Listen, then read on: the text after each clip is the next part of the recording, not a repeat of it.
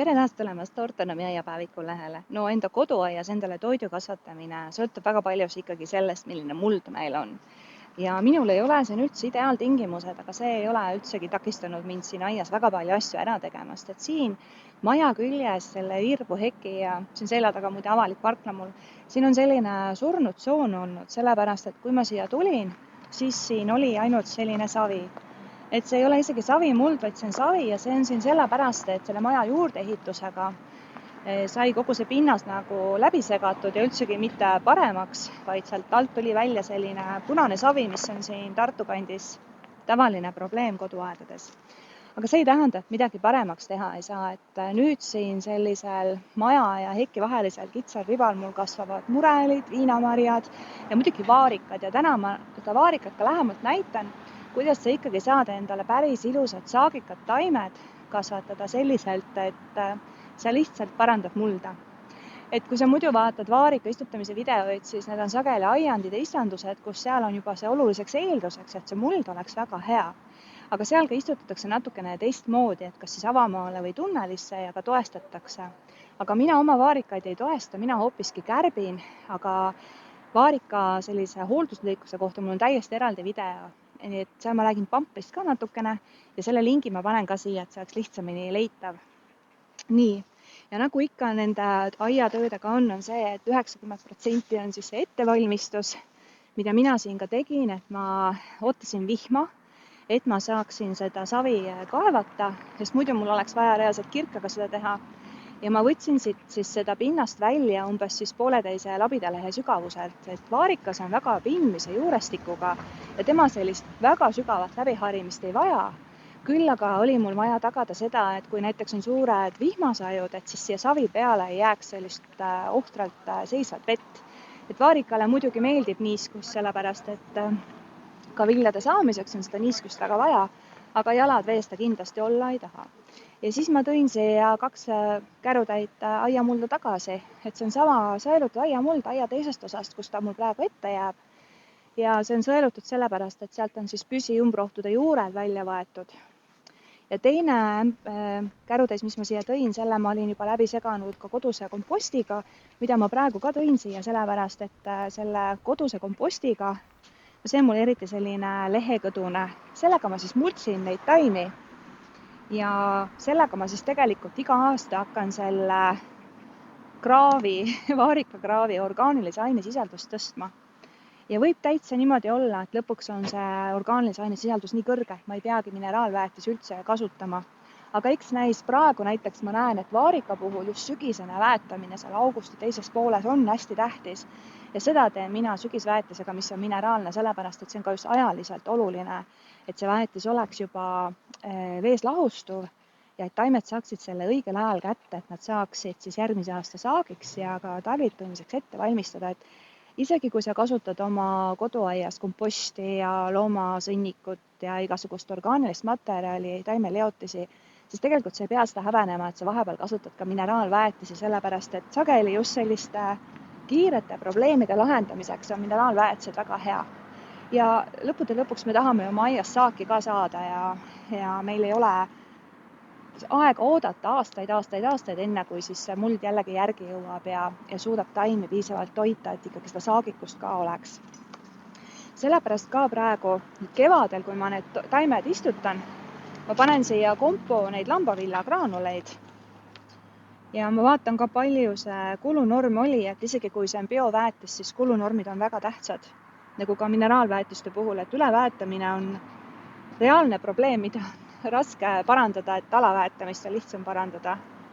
See on jah, 2 biotäit panen siia.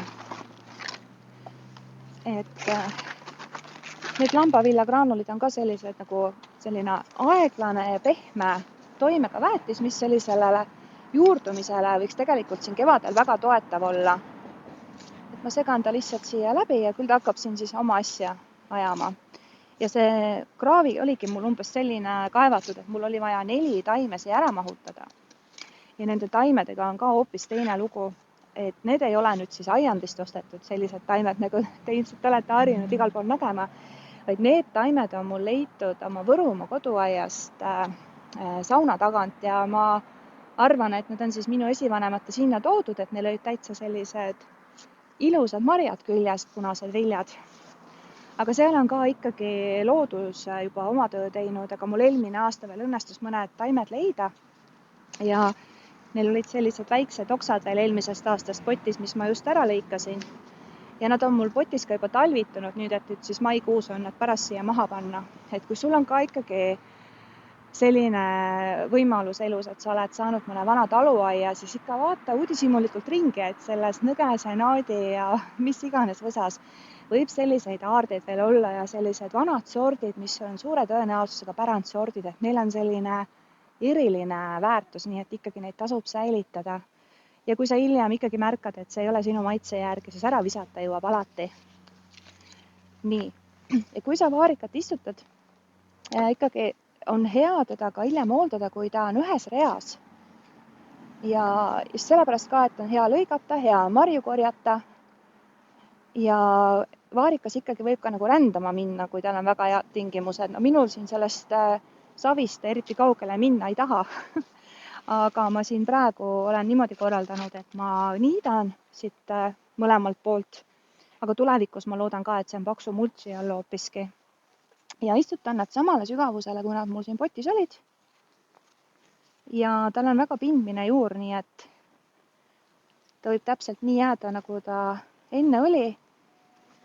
Ja ega siin muud ei ole, kui tuleb siis nüüd kasta mul hoolega, sellepärast, et tal on lehed küljes ja see ülejäänud peenar, mida ma siin praegu pikendan, see on kohe õide minemas. Ja sel aastal on neid õisi kohe palju-palju, nii et ma olen väga elevil. Ja nüüd istutan siis samamoodi ülejäänud 3 taime ka siia ruttu ära. See vahekaugus taimedel, ma panen praegu ühes reas, võiks olla miinimum 30 centimeetrit, 40 oleks päris hea. Aga kui sa tahad oma taimedel ruumi jätta, siis 50 centimeetrit väga okei, et see on tegelikult maitse asi ka. Ja kui sa teed kevadel lõikamist või hilissügisel, eks sa siis ise vaatad, kui tihedaks sa tahad jätta oma vaarikaoksi. Ja nüüd kastan. Ma loodan, et vihma tuleb ka, aga peale istutusjärgselt vihmale väga loota ei tasuks jääda, sellepärast, et seda ei ole kunagi piisavalt selleks, et see taim ikkagi tõeliselt ära kasta. Ja kasta ka mitte ainult sellepärast, et niiskusvajadus on, vaid ka sellepärast, et vesi aitab viia mulla lähemale sellele juurepallile, et ei tekiks mingisuguseid tobedaid õhuauke, et taim ikkagi saaks tõeliselt hästi juurduda.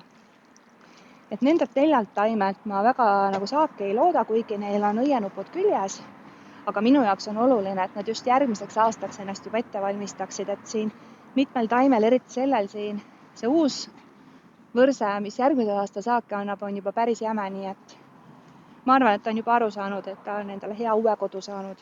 Nii, ja siin ikkagi ma multsin siis selle sama koduse kompostiga.